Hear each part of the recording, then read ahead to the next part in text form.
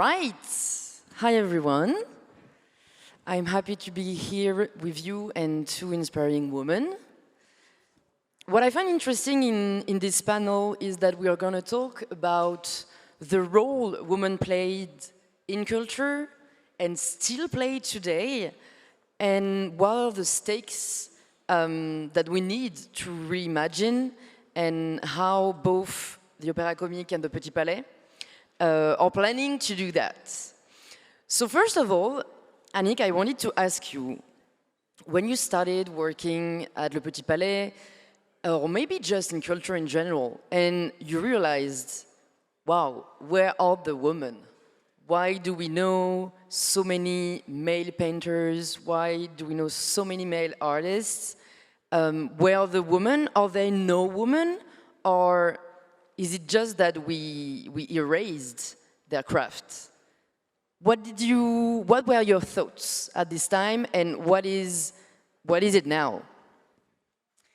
So effectively, this is a real balance that being Petit Palais is a fine art museum. We have works of art from Greek antiquity until 1914, and at the Petit Palais, as all the works from this period, the situation is dramatic for women artists because there was very, very little women artists because they didn't have access to any artistic education.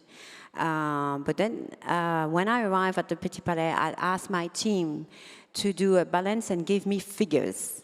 And this is so meaningful, you will see. So I can give a few figures. I wanted to know, first of all, how many women artists are we presenting and do we have in our own collections? 50,000 works of art are, this is the collection of the Petit Palais. And we have 11 women artists represented among 800 artists in general. So that's not even 1.5%. Then, how many works of women artists are we displayed in the Petit Palais?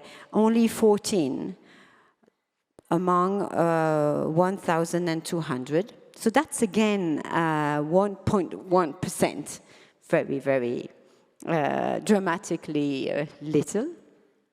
If you consider the donors, because we are a museum where there was a lot throughout the history, the museum was created in 1900. If you consider the donors, there are 500 donors, and 40% of them are women. Women artists that give their works of art, wives of artists, sisters, mothers that gave works to the Petit Palais. But maybe to give, so that was a tragic balance, fact, and we can have answers. But for those of you who were at the 20th anniversary gala yesterday at the Petit Palais, did some of you look up at the ceiling? I can't really see you because I have the lights. Too many lights. You did. So maybe you realized that there was a huge frescoes, and this frescoes is an allegory of the triumph of women. It was painted by a male artist called Picard in 1909, but at this date, beginning of 20th century, the situation changes. And one of the major ceiling of the Petit Palais was dedicated to a idealized image of woman, but nonetheless to women. So for many reasons, it was really accurate to have the former woman at the Petit Palais. Élise, you work at the Opéra Comique, and the constat is a bit different in the way that there are women in opera, and there has been, even though less than men in history, but they are mainly represented in a way that doesn't really, that is very stereotypical, that is very cliché. How can you both, manage to enhance this past and to put these women and these artists, you know, in the light, but also how do you reinvent a way to showcase women and the way they are? First of all, I'd like to, as Annick, come back in the past. And the Opéra Comique is a very singular institution in the European landscape. It's the first opera house in France to be directed by a woman, Marie-Justine Favart, and it was in the 18th century. And it is also the theater where very early women characters moved from secondary roles to central driving protagonists, Carmen, Manon, Lakmé, Louise, Mélisande. And this is not an accident, it's part of our DNA, of our artistic identity. And the women who shaped this house were not only performers, they changed the art form. I think about Catherine van der Beek in 1698. She obtained the right to perform works which included music, song, and dance, and it was the first step towards the birth of the Opéra Comique in 1714, and she created the name Opéra Comique, and she established the first theater troupe. Justine Favart revolutionized acting by insisting on naturalism, truth, and psychological realism long before these were theatrical norms. And Célestine Gallimarié, the first Carmen, reshaped the character itself. She refused conventional arias and insisted on the habanera. She changed not only her role, but the way desire and freedom could be embodied by a woman on stage.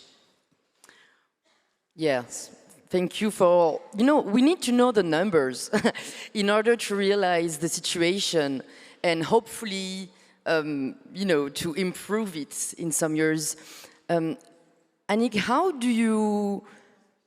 how important is it for the Petit Palais to make sure women are showcased and portrayed? And I think the difficulty lies in the fact that, you know, as women have been less visible, do you need like to do, you know, a specific work to find them, to find their work?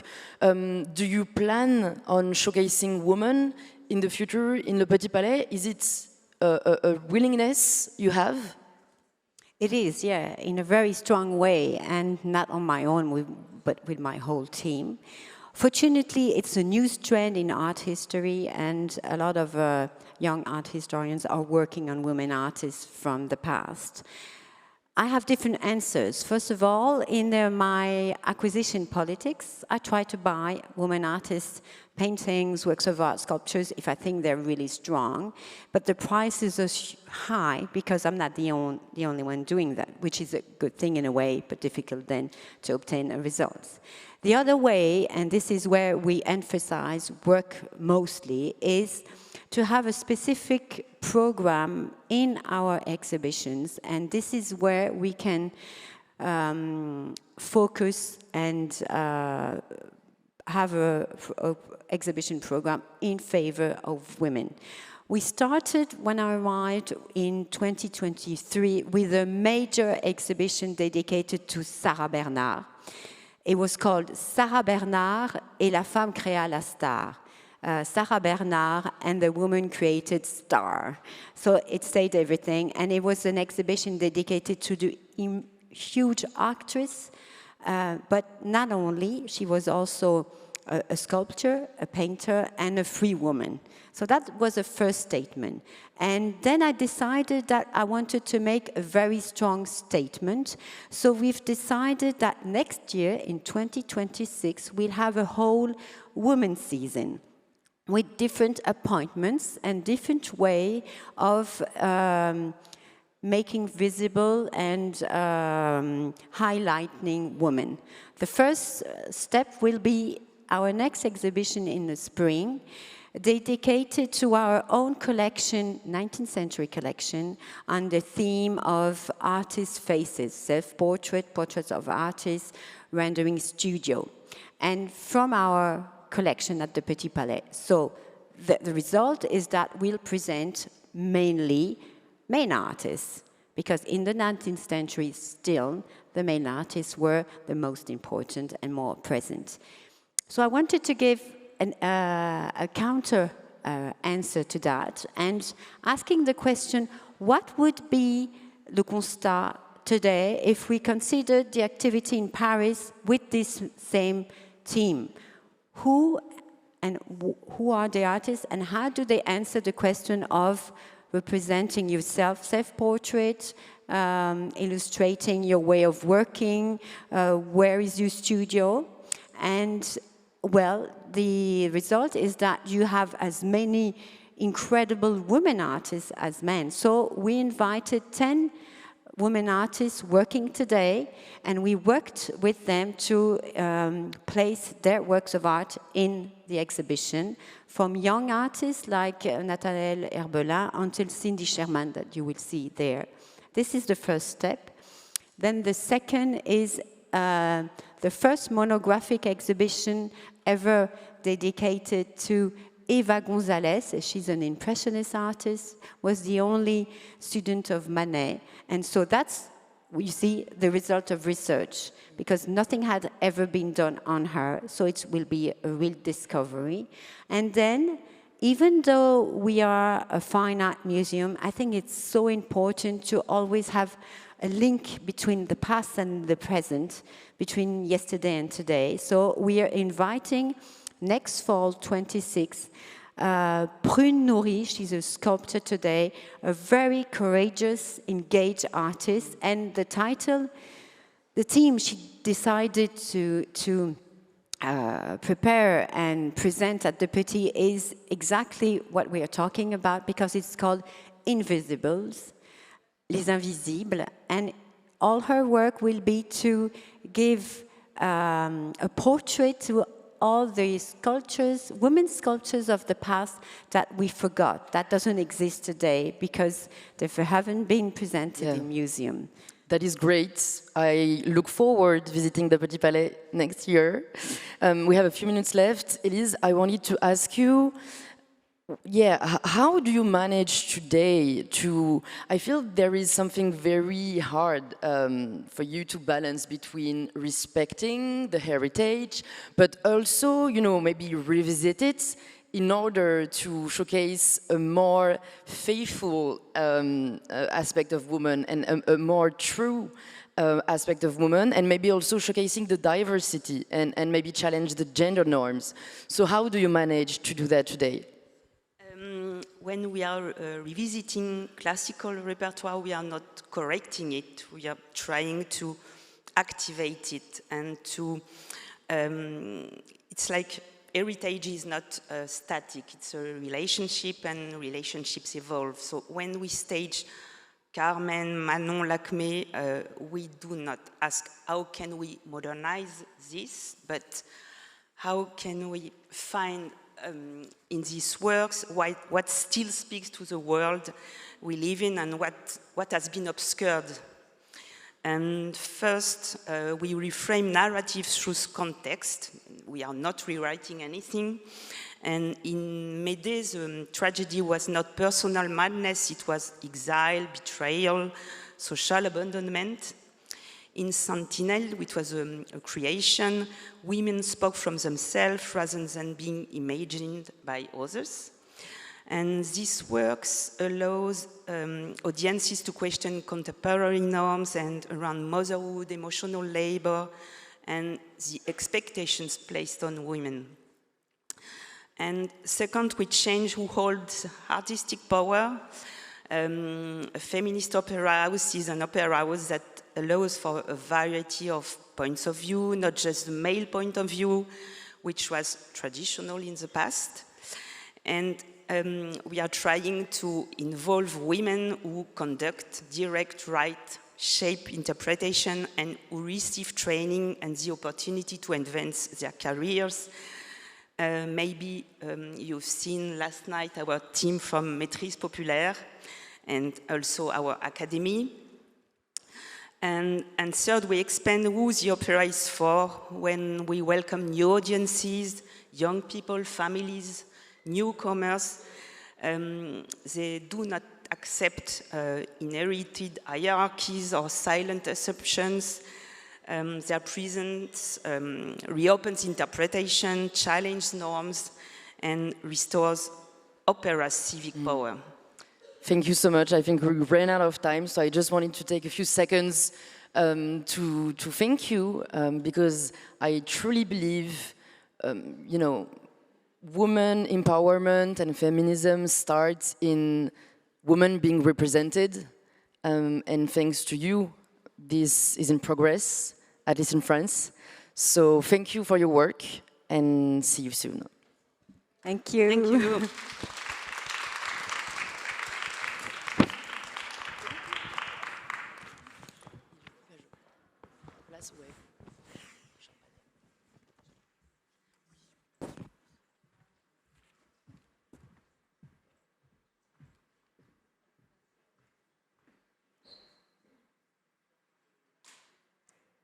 So now we are going to welcome three amazing women. I'm looking forward to this panel because in this one we touched about history and the importance of history in today's situation, especially for women. And now we're going to talk about the present and especially the future. So please welcome Lou, Jeny, and Fatou on stage.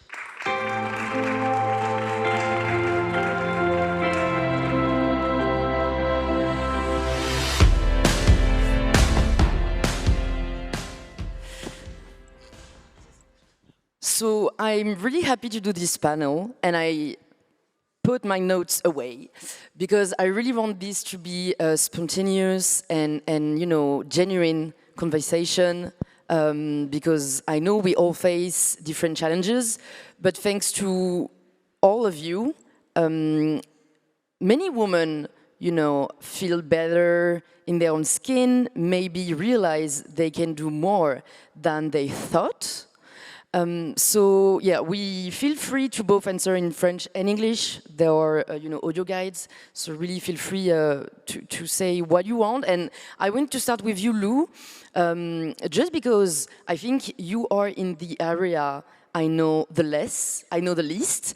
Just because from the outside, the gaming world to me is like the hell for women on earth. I will put it that way. Right. And I've heard so many stories of, gamers, women gamers who have been, slut-shamed and, criticized. So I just wanted to know, how do you feel in that area, and what do you think are the stakes today to help more women, be at ease in the gaming world? Okay.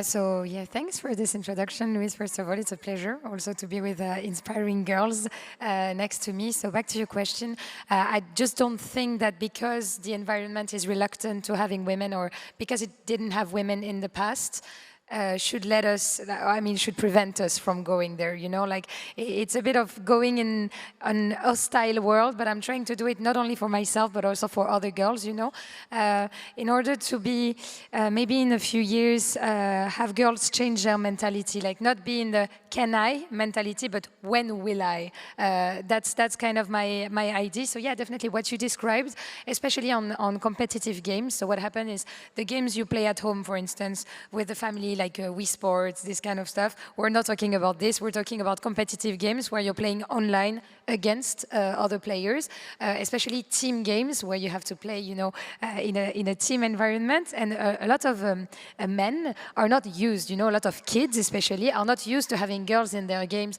from a very young age, because parents tend to buy less a console or a gaming PC to their daughter than to their son. Like, that's just something like we can't really help about, but in further years. We will. Hopefully we will, but that's something we can't really have an impact on as of today, right? So we need to change things by ourselves. So I definitely think that, trying to take a bit more of this space, even though there are some fights, even though there are some slut-shaming, toxicity, I face it every day. I'm not gonna lie, especially as a player. We get comments like every day from random guys that we meet on the game who are telling us to go back to kitchen, basically. Like, we haven't done anything, you know, we haven't played bad or we haven't done anything. We just opened our mic, they hear our voice and they go like, what is a girl doing on video games? Go back to kitchen. And for some girls, it might be traumatizing. It has been traumatizing for me. Now it's kind of fueling me because I developed kind of a, you know, like an automatic answer, which is often sometimes to insult, sometimes to fight back. I mean, you're telling me to go back to kitchen. I'm not just going to stay here and start a polite debate with you, you know. But I think it's important for men to see and to see that women can fight back. Women want to play. They have their space to play. They are not less legitimate than any other person. And by taking this space, I hope that I'm kind of inspiring, you know, other girls, other women to do so, because we have our space too. I love that. I think space is a very important term and concept that I also personally theorized with physical appearance. Yes. I feel like women are not allowed to take space both physically and both, you know, literally and figuratively in the business area. Jeny, did you feel that? Did you feel like it was hard for you to take that space? And do you see that today it's still hard for girls or women, you know, to claim that space? For me, I think it's something different from a woman to another, but it also definitely takes, I mean, courage. It asks people to be brave enough to go from, as a dancer and choreographer, it's not always, it hasn't been easy for me my whole life and my entire career, because taking the space, going in front of people, empower other women in the business area, and especially business such as the dancing scene. The dance scene is not easy at all. So for me, I think, yes, it's something people should fight about. And what Louise, she said, it's sometimes you have some toxicity inside this world, and we always have to fight for what we do and what we claim. And it's not, I think it has become something natural that as a woman, we have to fight. And I think we should just change this narrative and control this narrative differently. And I think having some inspiring women here, it creates kind of sisterhood also, that we can just make it also very natural that being a woman, successful woman, black woman, and you know, it's something that it has to be for the world natural, that it's okay to be like this. There is nothing to say more than this. I think social media did help in that regards, because, you know, the narrative change. It was not only the media who could showcase who they wanted, and usually that was not diverse at all. Thanks to social media, we can just, you know, show ourselves, put ourselves out there, even though, as you both said, that takes courage, because usually it comes with, you know, all that hate or all that cliche.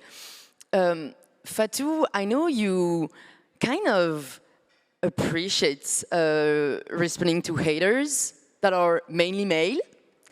Can you tell us, has it always been this way? And what helps you today to keep going, whether it's in acting, whether it's on social media, you know, despite those comments, despite these hates? First thing is because I didn't scare about hates. Hates is in the game. Like, even you're famous, you have haters. I know that. And I made a choice to say, I don't care about you. I'm powerful, I'm gonna be successful, and that's what I want. And for that, I need to work hard. I need to stay focused. I need to stay a good person. I need to comment on dit désolé. On fait les deux, c'est franglais. Je milite pour le retour du franglais. Comment on dit que, en fait, aujourd'hui, ce qu'on a besoin, c'est de sororité féminine. On a besoin de se pousser. On a besoin de comprendre qu'ensemble, on est plus puissante, et que si on continue à toutes se tirer dans les pattes les unes les autres, en fait, on va finir par ne plus exister dans les écosystèmes de base qui ne veulent pas de nous. Preach. But I feel like that is, still a reality today, as it is harder for women in any area, especially to arrive at high places. Yeah, go ahead. It's harder because they don't give to us the chance to prove all our capacity. Like they're gonna take a man and they're gonna say, oh, you're gonna stay with him and work with him. Est-ce que vous avez déjà vu une femme DG, PDG qui a accompli des grandes choses et qui était seule et souvent quand elles ont ces postes à responsabilité, on les met soit avec des hommes et quand c'est la réussite pour le groupe, mais quand c'est le malheur pour la femme. Et ça c'est triste. And I really witnessed that lately, kind of, people, and usually it's women, waiting for the fall of another woman. That really saddens me because I think it's interiorized misogyny. And as I was saying, like, as it's harder for women to take that space, sometimes it creates some competition. And I do believe that sisterhood is the cure. Because we're growing in that. We're growing in this competition. Like, since you are young, everybody tell you, oh, you have to do like this, girl. You have to be calm. You don't have to scream. You have to be married at this age. Oh, look, she's married. She have 3 kids. Or you have too much ambition. Things like this. So, since we are young, since we are babies, they just put us in competition everywhere, like in every aspect of our lives. Yes. Yeah. And Lou, we have to break that. We need to break that narrative. Lou, I felt like your mic was itching. Did you want to add something? I mean, that's what they want, like the expression, and I don't know how you translate it into English, but diviser pour mieux régner is what I would say men as a generality, even though I don't like saying that, but men in the industry, in order not to have to tell us no, they love when we're just shooting at each other and just, like not being like supporting each other, not being like walking together like hand in hand and stuff, because we're doing the job for them, basically. And I think I really relate with what you said, and I agree with you, Louise, that the solution is probably like the sisterhood, Jeny. And also, I think we need more representative, that we need more women like us, proudly, and not, point all the differences we have, but point more our success, celebrate our success. For me, just work as if nothing is happening, because we, as successful women, we can give a good example to the young generation, and they can just follow what we are doing. And because we didn't have the chance when we were younger to have that kind of representative in a dance scene. I didn't have anyone in Belgium or France to say, oh, I want to be like this Jeny. I didn't have this chance, even for my hair or for my style. It was also always something like that you didn't know what to do, and you just follow something that doesn't identify us. I was always like, I didn't know if I had to hide my culture or if I had to share it with people. And throughout my career, I learned, and I know I'm teaching younger that we have to celebrate that, we have to share that. But I also had to learn it first by myself. Yeah, and you had to pave the way. Yes, and that is all of you three, you paved the way. And to me, that is huge. It's iconic, and we should be really, really proud of ourselves. And we started something new, and for me, we have to pass it to the young generation. We have to, yes, we have to be strong again and brave again to do it, because if we don't do this, no one's gonna do it for us.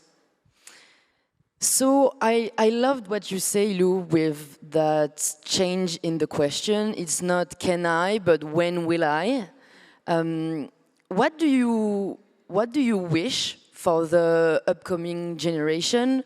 What do you see that is still at stake? So maybe now we manage to let's say take a seat, but we all know first it's hard to keep that seat. And also, you know, there are maybe other obstacles you faced or the younger generation will face. What do you wish, especially for the younger generation of gamers?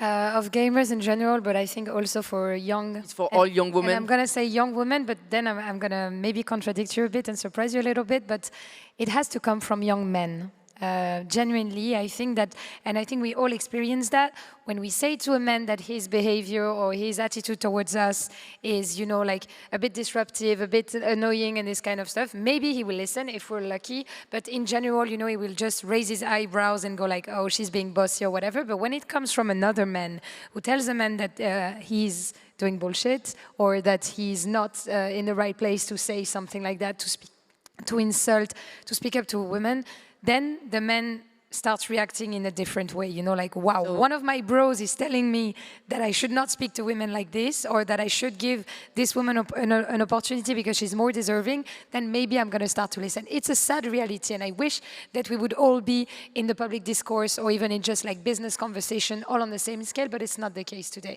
So I think that the change needs to kind of impulse from there, and I know that a lot of men, especially in video games, with the younger generations, are very scared of being called a BDG. I don't know how to translate this in English, but it's like the white knight, you know, who's coming to save the girl who does it because he wants a date with the girl or this kind of stuff. Young men are often very scared of, you know, being called like this, like as if it was a shame. Yes, of like helping women, you know. But I think so. That's what I'm going to be saying to young women, young men, older women, older men. You know, defending a woman will never be. We can defend ourselves. We know we can defend ourselves. We're doing it. We are doing it for the past. We can do it by ourselves, yes. but we also can live without also the help of men. Yes, so we need their support too, right? Support. And it's always a great because feeling, we're all you know? in this together. Yes, feeling validated is always a great feeling when a man says this is not okay. You know, it makes us feel better. Like I'm not crazy. I'm not, you know. Yeah. So I think this will be the main impulse of change, in my opinion. And what you say regarding, you know, the difference of worth of our words is so true, and I think we all witness it. That all words are not worth the same, especially depending on our gender. And I feel it's especially true when you start raising the steps. You know what I mean? Like whenever you start you have more responsibilities, and maybe you're at a direction posts, then it is sometimes harder to be heard. Jeny, have you felt that in the dancing industry? You know, as I was telling you, we did auditions a few days ago. Both my choreographers were women, and I kind of witnessed, you know, it was hard because sometimes they were younger than the men they were directing. Sometimes, you know, there were more men, and I really asked myself, oh, how are they going to navigate that? That's true. In the dance scene, there is different way to work. There is the competition, like the battle scene, like where you will, it's more cliche, but you will see more men. And in the like choreographic scene on stage, you will see more women. But that's true that the more choreographer, artistic director you will encounter are more men. This highest task is given to a man. And so as women, when we have this opportunity, I had the chance to be the director of artistic director and choreographer for Fali Puba, for instance. So this is a task that you have again to fight because you take the spot of someone else. So you have to fight for, and it's such a pity that we always have to fight to stay somewhere, and otherwise it's your place is at risk. So for me, in this industry, as women, we always have to push, we always have to fight, we always have to prove that we deserve to be there, and this is not okay to have to prove something. It's exhausting. It's exhausting, yes. Exactly, yeah. As if we were not already tired. Yeah. Fatou, how did you empower yourself, and how do you try to empower others? Because I feel like, you know, when we are empowered, even though we didn't ask for it, we have a responsibility, we have a duty to try to empower as many girls, as many women as we can. Do you think about that in your job, in your daily life? And what helps you personally to become more and more empowered? I think empowerment is inside of you. Is I think is inside of you, and when you take the courage to fight everything, like every harassment, every bad word, everything is bad to autour de toi, Around you. around you. You start to be empowerment. You start empowerment. And me, my therapy is to read. I love to read books. I love to watch other successful girls' stories, like Viola Davis, like Oprah, like, you know, girls like this. They are women. They are black women. And I'm identified to this woman, first of all. And I say in my mind, this is possible. So if they do, I can do. So I don't put limits to what I think and what I want. Sky is only my limit, not the rest. Sky is my health, and my health, that's the rest. So I have to work. Yes. I have to work hard again, stay focused. Never. I can be tired because I'm a human, but I always push the limit. Always, always, always. And when they say you can do this, I do. When they say this is not good for you, I do. Or you are too ambitious. I know. And this is my fear. You know? Prove them wrong. Amen. There is the last subject I want to touch down with you girls before we run out of time. But I feel like in all your areas, there is still this huge subject of sexualization of women. Yeah, it is. And something like this, the most of the girl in social network or in the divertisement industry, they need to be naked. They need to talk about bad shit to be more successful or more visible. Followed and More visible in the algorithm of the social media. And the girl who don't show nothing, she speak about smart things. She speak about like gaming. They don't get I think they don't very, want it, like- and people don't push this. Even the woman. they don't push So it. this is the more hard. So the mentality have to change about us before. Like Yes. you have to change girl mentality before change other mentality. I'm living it in the dance scene. In the dance industry, definitely women are so sexualized because we speak with our body. Kids also sexualized, and it's so dangerous. And I'm fighting my whole career, working with kids, working with myself, growing as a woman. I was dancing, I was 12, now I'm 32. And so your body is changing. So you always have to think twice. The way I present myself when I dance, it gives a message. It speaks. So it's a decision I take when I dance.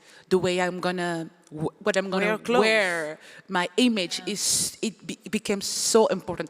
I think it's also very sad at the same time because you have to perform, you have to think about your appearance, you have to think about people around you, many people don't have to watching think you. about what you have they to wear. Maybe you have to think about your husband. So many stuff, but also it's a choice that you make because you know this world is going. For me, what I think the world is going crazy, and with IA. Digital, your image, the videos can go in so many wrong way, and it's so dangerous. And I protect it. I have to protect it. So I have. We dance in protective. I dance in a protective way. I have no choice You have than no doing choice. this. And I At this think point. we need people to recognize us for our talents, not for my beauties, not for my body beauties. I know I have it better, but not for that. Girl. You know, you need to keep my mentality. You need to feel my energy. You need to feel that before show you the rest. But for us, she's crazy. I think I love her, by the way. I love her so much. For us, in gaming, it's worth because what can we show, like our talent? You are dancing insane, you're acting insane. But for gamers and streamers, it's just about the clout, It's about how many viewers you have. It's about if people like you or not, in general. So you kind of have to do like the balance between being pretty and at the same time being relevant in what you do. But if you're like overdoing it, overdressing or showing up too much, men are going to say, oh, you're doing it on purpose. Yeah. You know what you're looking for. You want men to be like in love with you. You want men to have sexual attraction to you. So you're like, what? Should I go in pajamas and then get shamed on Twitter because I look ugly? What's the in between? As she said, it's the mentality, and you have to change it. Like on kids. I don't know why girls are so scared to be ugly on the internet. Like, girl, you are what you are. You have the energy. You have the talent. You are a hard worker. You don't give sorry. You don't understand me. To the rest, because they're gonna come. It will always come, right? So I agree with you, but I do believe it's very unfair that we don't let women be both pretty or whatever they want and smart. And it's hard. Smart. I agree with you on that. You know what I mean? It's like, yes, you can't do both. Yes, sometimes they are victim of being over sexualized and they fall into that trap. But sometimes they just they don't even try. They didn't want to be sexualized in the first place, but because they are women, and maybe because they are young, and maybe because they have what they have. Mm-hmm. Then it's always the same with my sister. Like, she has huge boobs, and so if she goes on the internet with me on a video, she has to put a sweater on and hide, because otherwise this is what is going to be commented, even though she's a smart ass. I mean, this is what I was saying is everything. It's all about mentality. Also in what kind of world we live. So the repercussion it's gonna give if you do something. Yeah, and all of us here have to work on this, to talk to our boys, to talk to our men, to talk to our grandchild, to talk to all of men we know. Like, a girl is a human. Our voice is important. Our voice is necessary. Our voice is what we need to hear. Preach. Period. I think that would sum up pretty well our talk. It was a pleasure talking with you girls. I hope we'll have other opportunities, and we will leave the panel for the other inspiring women to come. Bye. Thank you for listening to us. Thank you.